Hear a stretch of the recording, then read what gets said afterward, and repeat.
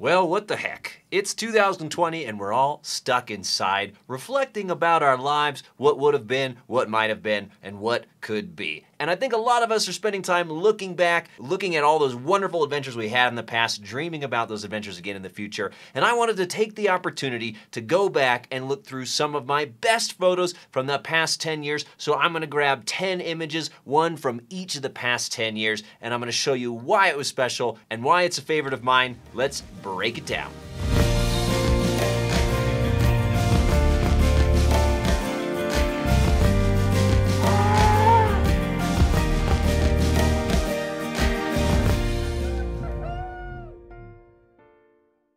Greetings, my excellent friends. It's Josh Grips here. Welcome to another video. To kick this one off, I want to go all the way back to 2010. I was living in Santa Cruz, California, and I was utterly addicted to photographing at the coast. Every single chance I got, I was out at the beach, roaming around the cliffs, looking for cool things to point my camera at, to snap photos of. I mean, I was like an addict. Any chance of getting a fix, I'd pop my head outside, I'd look up at the sky, and I'd say, are there any clouds forming? What's the chance of a good sunset? And one of these days was October 1st. I poked my head outside, and I saw this strip of clouds going exactly down half of the sky. So I called up a couple of buddies and I said, you guys better get your butts to the coast because something crazy is gonna happen. We met at Natural Bridges State Beach. We ran down through the eucalyptus trees down to the sand and we saw this cloud splitting the sky, bifurcating the sky, nothing to the west, amazing, beautiful textured clouds to the east. We looked at each other like something crazy is gonna happen right now. And sure enough, it did. When the sun went down, man, it just blew up. It lit up the underside of all those clouds. There were waves crashing off the rocks, pelicans and cormorants sitting on top of the sea stack. We were looking at each other. We're yelling like crazy. There were these young kids playing in the ocean, and my buddy was yelling out. He was like, "Can't you see what's going on? Can't you see we're trying to take pictures of this epic sunset?" And of course, everybody else on the beach is like, "What's the matter with you guys? You're just little kids. Just let them play in the water." And we're like, "Yeah, okay, we'll try to calm down a little bit. But can you see what is happening out here?" And over the course of 45 minutes or so, man, the lights just got better and better. And I took hundreds of images. These are a few that I shot, but this one from that night, oh man, everything just came together. The water motion, the sea stack, the light, the birds on top. It was such a special moment. That's why this is one of my favorite photos from 2010. And then just a couple of months later, 3 months later, in January of 2011, I was hanging out with a bunch of friends up in Tahoe for our friend's 30th birthday celebration. And even though the weekend was all about partying and having fun, I couldn't pass up the opportunity to get out for some photography, especially to a place that I'd never been before, Sand Harbor State Beach. So every night of the weekend that I was there, I jumped in my car and I drove the 45 minutes from South Lake up to Sand Harbor State Beach, and I was hopping and bopping and jumping around all the rocks, looking for cool compositions. So my first night out there at the beach, there was this rip-roaring, blazing red sunset out to the west. And I took a couple of photos, nothing truly spectacular, but there was just a lot of gorgeous color in the sky. Now fast forward to the next night, and I assumed the same thing was gonna happen. There were the same kinds of clouds in the sky. The sun was setting in roughly the same position. I thought, I better figure out a really nice composition looking out to the west. So I spent hours roaming around these boulders. I found this composition, which I thought was so cool, looking right to the west, and I plugged my camera down and I sat there and I waited for that sunset to blow up, and absolutely nothing happened. The clouds just completely petered out. The sun went down and I went, crap, this was a waste of an opportunity. So I packed all my stuff up, I threw my camera backpack onto my back, and I turned 90 degrees to the right. And you know what I saw? This is where all the clouds were. I had so much tunnel vision looking right to the west that I wasn't paying attention to anything else happening around me, to the south, to the east, or to the north. And when I finally managed by accident to look in that direction, there was the most incredibly beautiful pastel light show going on. These wonderful clouds over the mountains catching the last lingering color from the sunset, and I freaked out because I had no compositions planned, nothing prepared to shoot in that direction. So I frantically grabbed all my stuff back out, went jumping around the rocks looking for something, anything, and I was able to find this composition just purely by accident. So I slammed the tripod down, I flopped it over to vertical, I slapped on a couple of grad filters, and I took a 6-second exposure that resulted in this photo. It was completely unplanned, completely unexpected, but it's one of my favorite photos from 2011. It's actually still one of my favorite photos of all time that I've ever taken. Moving on to 2012, this was a really meaningful year for me as a photographer. It's the year that I finally went full time, earned all of my money just from landscape photography, from selling prints, from leading tours, and that sort of thing. It was also a year that I decided to make a big change for my photography, which was I adopted the mindset of whatever it takes to get the shot, I'm gonna do it. That's how I'm gonna choose to elevate my imagery. Whatever it takes to go that extra mile to get the photo that I wanna get, that's what I'm gonna do. And so in April of that year, I planned a month-long photo trip to New Zealand. And I was fully prepared to finance this entire trip on my credit card, but thankfully I was able to run a successful Kickstarter that funded the trip, and I made a bunch of prints for everybody after the fact from the photos from that trip. So I spent 30 days in New Zealand, boot camp style, sunrise to sunset, living on instant noodles and rice, camping as much as possible, spending no money so that I could put my budget into the opportunities to take photographs, like going on helicopter rides and scenic cruises and all kinds of things like that that would give me the opportunity to take better photos. But one of my best photos from the trip didn't require any special preparation at all. And that's because I was able to simply walk to the location where I shot the photo. Now, back in those days, the Wanaka Willow wasn't quite as famous as it is today. It didn't have its own hashtag. In fact, I don't even think Instagram was really a thing yet. But I'd seen photos of the Wanaka tree, and I knew that I wanted to do something a little bit different. What I decided to do was shoot a long exposure. I wanted to smooth out the water, get some white clouds streaking overhead, get those beautiful golden leaves. And so basically, I planned the entire trip around the possibility of shooting that tree at its peak.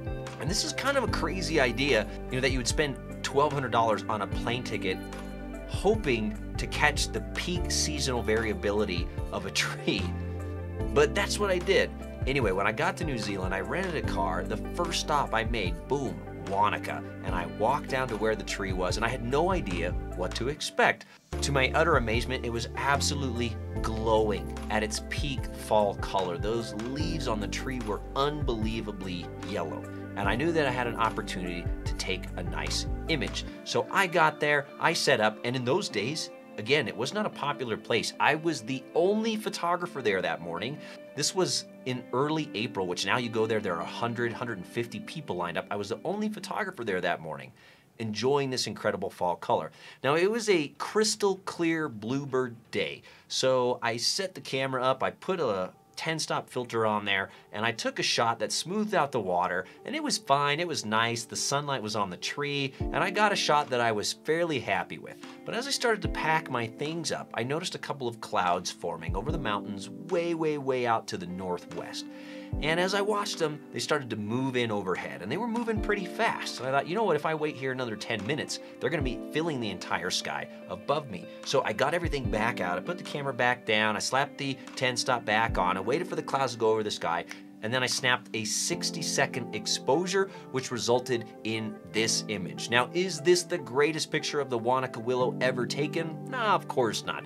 But it's incredibly meaningful for me because it's the first time that I ever really tried to make a photograph happen. By planning this trip, by knowing exactly what I wanted to see, and by taking advantage of the conditions when they actually appeared. And in a lot of ways, this photo for me has become symbolic of what it means to be a photographer, to chase your ideas, to put all of yourself into creating a photo to get the best result that you can get. Now for 2013, I want to bring things back to California and make it really local here to the Sierra Nevada mountains, which is my favorite place in the entire world. And in fact, my favorite time of year to be photographing here in the Sierra is in early July because we get these beautiful monsoon thunderstorms. So in July of 2013, when I saw a forecast that anticipated 7 days straight of thunderstorms, I started packing my backpack up and I made plans to head up into the high country for a hike connecting Yosemite from Tuolumne Meadows all the way over to Mammoth Lakes. It would be a 4-day walk of around 32 miles. And when I was telling my family these plans, my mom had one question for me. Why? Why do you want to do this? Why do you voluntarily want to go out into the wilderness, into the exposure, when you know that you're going to get blasted by these thunderstorms? There's going to be lightning potential. It's definitely going to rain. It's going to be hailing probably. You're going to be at elevation. Why do you want to put yourself into these experiences voluntarily? And what I told her was, well, when the storms start to break up, the light is incredibly dramatic. The reason that I want to get out there is not necessarily to be in the thunderstorm, but rather to be out there in the wilderness when the thunderstorm breaks and the light starts doing something incredible. So on day 3 of this trip, I was in a place called Island Pass as the thunderstorms started to build up for the afternoon. And I was wandering by these beautiful tarns that provided these amazing epic reflections of Banner Peak and Mount Davis, these incredible 13,000 foot mountains here in the Sierra. And I knew this is where I wanted to make a photograph from. So as the clouds got darker and darker and they started to drop the hail and lightning and thunder and the rain's coming down, I pitched my tent. I jumped inside with probably 400 or 500 or 600 mosquitoes as I was squishing them all to death. And then I decided, after I'd killed them all, I decided to take a nap while it was thunderstorming, because if you've never had a chance to sleep in a tent under the sound of rain on the rainfly, it is just heaven on earth. So I was laying there in the tent. I hear the rain lighten up finally. I unzip it and I poke my head out, turtle my head out through the flap to see the most incredible thing. The tarns out there and Island Pass had basically glassed out, and these incredible thunderclouds that were billowing up above the mountains were reflected beautifully in this incredibly shallow tarn. And I freaking leapt out of the tent. I just rocketed out of the tent, grabbed my camera, ran down to the shore, and I just started snapping away like an absolute maniac. And this is the resulting photo from that maniacal photography.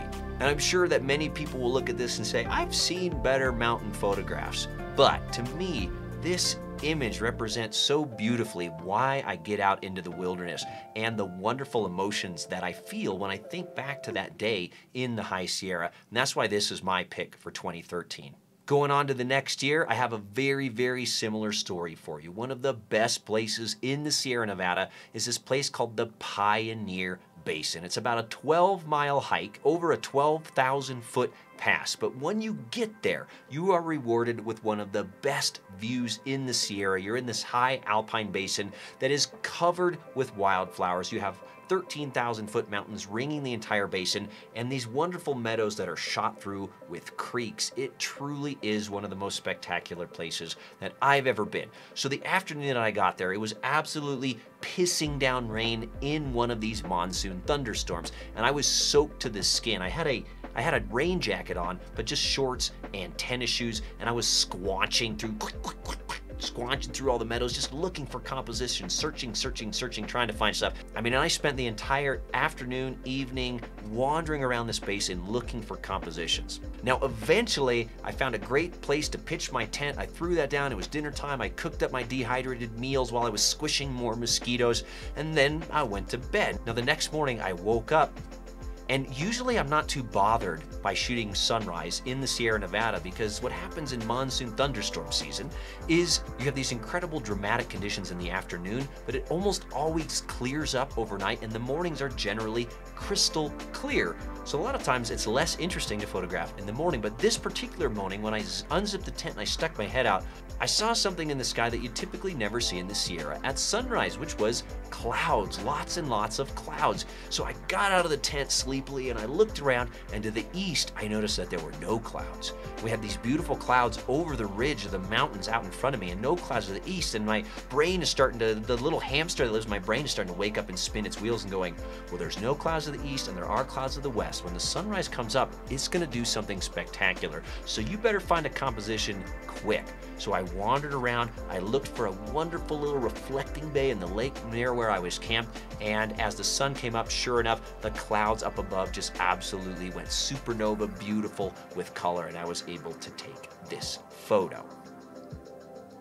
All right, you guys, that's 5 down. We've got 5 to go here. For 2015, I'm gonna keep things local and bring you to a place called Mono Lake, which is one of those amazing places in landscape photography that pretty much everybody knows about. It's this surreal landscape of these tufa towers that stick up out of the sagebrush. It's an incredibly salty, alkaline lake.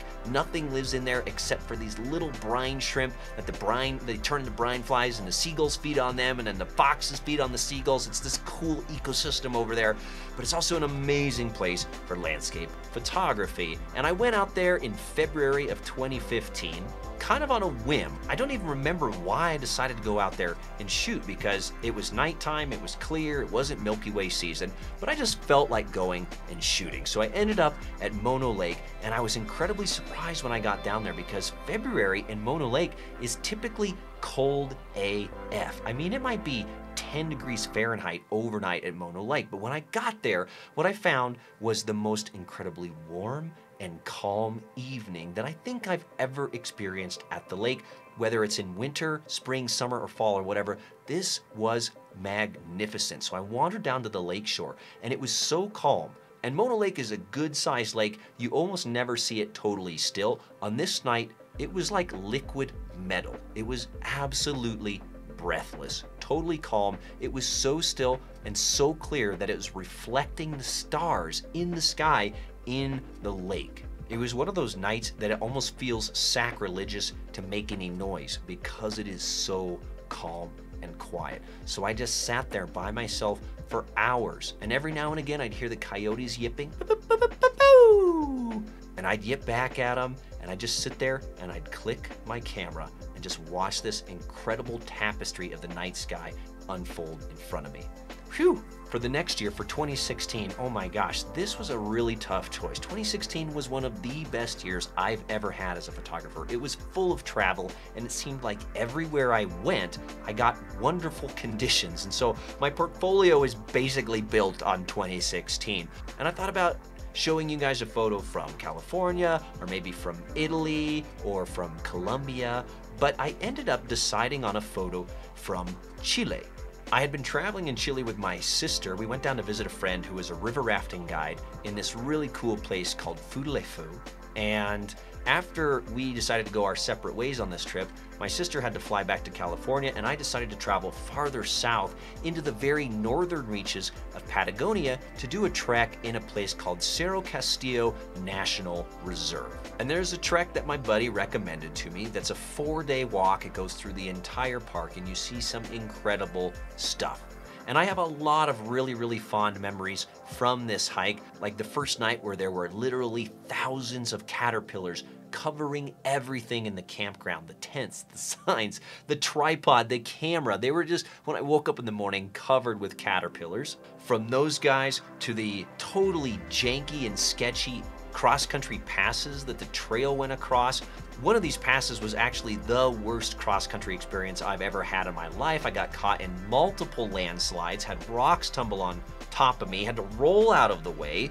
I mean, I'm surprised I didn't break an ankle or a wrist or a brain while going down this slope. But during the trip, I also got to experience some really beautiful moments for photography, and one of those was in the second night of the trek. So I got to the designated camping area, and I put my stuff down, I set my tent up, and then I went out looking for photography. And this camp was right by a rushing river that led up beautifully, this wonderful, perfect leading line up to the namesake of the park, Cerro Castillo, this wonderful craggy mountain.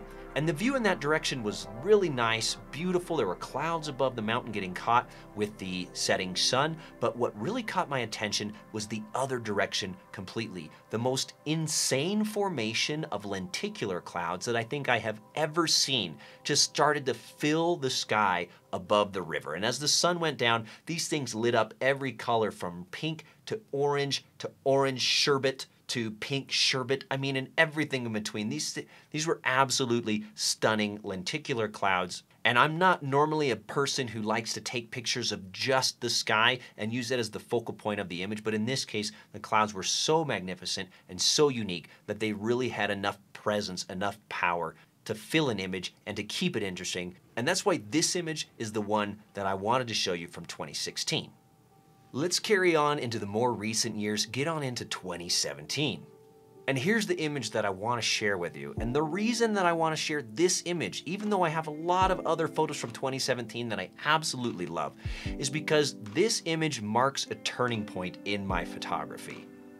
I had never been particularly interested in photographing the full moon until I attended a seminar by Raphael from Photopills, and he showed all these incredible images of how powerful the moon is and what a cool subject it can make for your photographs. And I thought, I gotta get me some of that. So I went out and I bought a long lens, Nikon Nikkor 200 to 500 lens, and I said, I'm gonna start learning how to take these full moon photos. And in September of that year, I did some planning and I realized the moon would set from this certain point, from this ridge line near my house, the moon would set behind this set of craggy mountains known as the Minarets. And so I spent all this time making this plan, and then early that morning when it was looking like it was gonna line up, I got in the car, I drove up this four-wheel drive fire road to this ridge line, and I sat there in the morning and I watched the moon slowly sink in the sky down toward the Minarets. And I couldn't believe it. I couldn't believe that my plan had actually paid off as this thing slotted into place and it landed right in this incredible cradle of the mountains, and I was able to take this image. And ever since then, I've been absolutely fascinated by the full moon and obsessed with shooting full moon photos. Moving on to 2018, again, this was such a challenge to pick just one photo from that year to share with you guys. But in the end, I decided I really had no other choice than to show you this image from New Zealand. This is a place called Stirling Falls. It's in Milford Sound, and the only way to get there is by boat. Now, way back in 2015 when I had gone to New Zealand, I met another photographer by the name of Jesse Summers, and he had an entire series of photos. He told me about this project he was shooting dedicated to Stirling Falls. And at the time I thought, how can you have an entire project photographing just this one waterfall? Doesn't that get boring? And then when I actually got out there to see it for myself, I realized, oh no, Stirling Falls is magical, and there are a million things to shoot. It's different in every weather condition. It's different whether it's raining or sunny, if the wind is blowing or if it's calm. And what's so cool about Stirling Falls is that it falls about 500 feet and lands directly on the ocean. And within all of that chaos of the water bouncing off the rocks and the ocean, there are thousands, hundreds of thousands of these incredible small scenes that you can photograph. And so as soon as I went there after Jesse told me about this project, I too was equally as addicted. And so every time I found myself in Milford Sound, I would take a boat and I would cruise out to the falls, and I would do this entire commercial 2-hour cruise just for the 3 minutes that I got to spend photographing Stirling Falls. And as I mentioned, the character of the falls is different every time I've been out there. And I'd seen photos of these incredible radiating patterns at the bottom of the falls, but I'd never personally witnessed it until this particular moment in 2018. I knew what to expect, I knew what to hope for, and so I got my camera set up, everything ready, and as the boat came up on the base of the falls, those radiating patterns were shooting out from the base, and I was absolutely dumbfounded, and I just started snapping like a madman. I took a couple dozen photos, and this was the best of the bunch. And for me, it really speaks to the power and interest of studying a subject, of making a project, of going and photographing the same thing over and over so that you get to see all of its different moods and all of its different characters. Now, finally, we've made it down to the last year, 2019. And of course, how could I show you any other photo but the very last photo that I took in 2019 on December 26th of the annular solar eclipse as it passed through the empty quarter in the United Arab Emirates. And I had driven out there with my friend Kertu, and we hired a guy and his camel to go stand on top of this dune, did all the calculations, planned it out perfectly so that as the sun went into eclipse, it would be right behind the man and the camel. And I was able to take this photo, which has become sort of an instant favorite of mine and a defining photo in my portfolio, and a photo that represents what's possible when you visualize an image that you want to see and then you go through the process of making it happen. So there you have it, you guys, 10 of my best photos from the past 10 years. I hope you enjoyed that little trip down my memory lane. I'm looking forward to sharing a ton more photos with you in the future. Until next time, have fun and happy shooting.